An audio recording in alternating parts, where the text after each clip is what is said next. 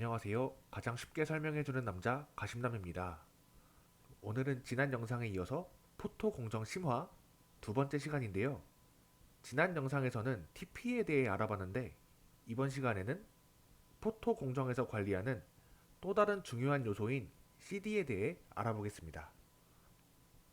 CD라는 단어를 들으면 컴퓨터에 넣는 도넛 모양의 저장 장치를 많이 생각하시는데 포토 공정에서의 CD는 전혀 다른 개념입니다. CD란 크리티컬 디멘션의 약자로 한글로 그대로 번역하면 임계치수겠네요. 대충 가장 끝단에 한계치에 라는 뜻을 가진 임계라는 단어 때문에 가장 작은 배선의 선폭이라고 생각하시는 분들이 계시지만 현업에서는 최소 크기냐 아니냐와 상관없이 주기적으로 측정하며 관리하기로 정한 패턴의 선폭을 CD라고 일컫습니다. 간단하게 다시 한번 정리하면 배선이나 패턴의 선폭이라고 쉽게 생각하시면 되겠습니다. 여기서 잠깐 제 영상들을 꾸준히 보신 분들이라면 알고 계실 해상력이라는 개념이 있습니다. 해상력과 CD의 개념을 혼동하시는 분들이 계셔서 이에 대해 잠시 설명하고 넘어가려 합니다. 간략하게 다시 복습해보자면 해상력이란 노광기의 성능을 나타내는 지표이며 노광기가 해상할 수 있는 가장 작은 패턴의 크기라고 했는데요. 해상력이나 CD나 둘 다 똑같이 패턴의 크기를 나타내는 값이네. 무슨 차이지? 하고 의문을 가지는 시청자분들이 계실 겁니다. 다음 화면을 보시면 간단하게 설명할 수 있는데요. 사진에 나온 인물은 우리가 단거리 달리기의 제왕으로 알고 있는 우사인 볼트 선수입니다. 볼트 선수의 100m 최고 기록이 9.58초라고 합니다. 대단하죠? 이 볼트 선수를 노광기에 비유해서 해상력과 CD의 차이점을 설명할 텐데요. 볼트 선수가 낼 수 있는 100m 달리기 최고 기록이 9.58초이지만 집 앞을 산책하거나 가벼운 조깅을 할 때도 있겠죠. 시합이 아닌 평상시에 적당히 쉬엄쉬엄 뛸 때도 있다는 이야기입니다. 동네를 가볍게 조깅할 때 볼트 선수가 100m 뛰는데 15에서 30초가 걸린다고 가정합시다. 이 두 개의 기록을 비교해 볼 텐데요. 먼저 100m 최고 기록인 9.58초의 경우는 선수의 역량을 나타내는 지표라고 볼 수 있겠죠. 아까 볼트 선수를 노광기에 비유한다고 했으니 노광기로 치면 장비의 최고 성능을 나타낸 지표가 되겠습니다. 이것이 해상력을 빗대어 표현할 수 있는 지표가 되겠고요. 두 번째로 평상시에 가볍게 뛰어서 나오는 기록을 측정한 값인 15에서 30초의 경우는 그냥 단순히 선수의 기록을 측정한 값이죠. 한마디로 장비 성능을 신경 쓰지 않은 기록 그 자체라는 이야기입니다. 이것이 CD에 빗대어 표현할 수 있는 지표가 되겠습니다. 물론 CD는 해상력보다 작을 수는 없겠죠. 해상력이 노광기가 보여줄 수 있는 최고의 퍼포먼스, 즉 찍어낼 수 있는 가장 작은 패턴의 크기이니까요. 다시 CD로 돌아와서 이 새겨진 패턴의 선폭, 길이가 왜 중요한지 살펴보겠습니다. 전기, 전자 전공이 아니더라도 초중고등학교 과학 시간에 물체의 저항은 표면적에 반비례하고 길이에 비례한다는 내용 얼추 기억나실 겁니다. 우리가 패턴의 선폭, 즉 CD를 잘 관리해야 하는 이유도 이와 같습니다.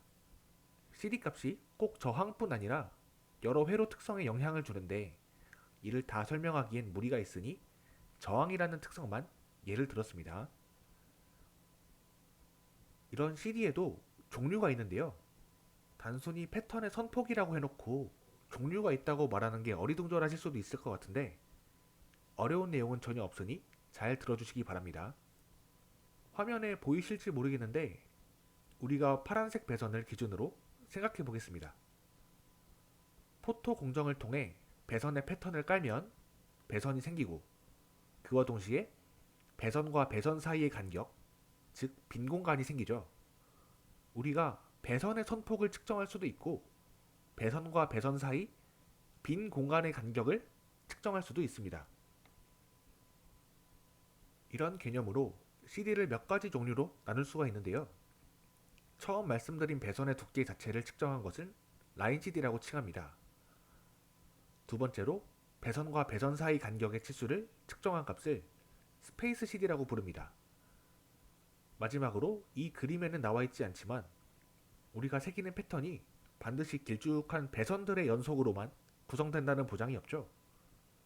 때로는 구멍 형태의 패턴이 새겨지는데 이 뚫린 구멍의 직경을 측정한 값을 홀 CD라고 합니다. 그래서 CD는 크게 세 가지 종류로 구분할 수 있다고 보시면 되겠습니다. 그냥 배선의 두께인 라인 CD만 측정하면 되지 쓸데없이 스페이스 CD 같은 개념을 왜 만들었느냐고 묻는 분들이 계실 텐데요. 화면의 이미지를 보시면 측정하려는 패턴과 간섭을 일으키는 수많은 하부 레이어의 패턴들이 존재합니다. 측정기에서도 이런 패턴들을 오인식해서 CD 측정에 에러가 발생하기도 하는데요. 측정의 용이성 등을 고려하여 포토 공정에서 관리하기 편한 부분을 측정하기 위해 어떤 레이어에서는 라인 CD를, 다른 레이어에서는 스페이스 CD를 측정 포인트로 삼아 관리합니다. 다음으로는 CD에 영향을 주는 요소들은 어떤 것들이 있는지 살펴보겠습니다. 포토 공정에서 우리가 새기는 패턴은 레티클, 즉 마스크에 있는 패턴을 빛을 이용해 기판에 옮겨서 새기게 됩니다. 이 말은 기판에 새기는 패턴의 근간이 되는 마스크 패턴의 CD가 기판에 새겨지는 패턴의 CD에 영향을 준다는 말이 되겠죠. 이외에도 똑같은 빛 에너지를 받는데 기판에 코팅된 PR의 두께가 너무 두껍거나 얇으면 PR이 전달받는 빛 에너지의 크기가 달라지는데요. 이렇게 되면 후에 디벨롭까지 진행한 다음 남게 되는 패턴의 선폭, CD도 달라지겠습니다.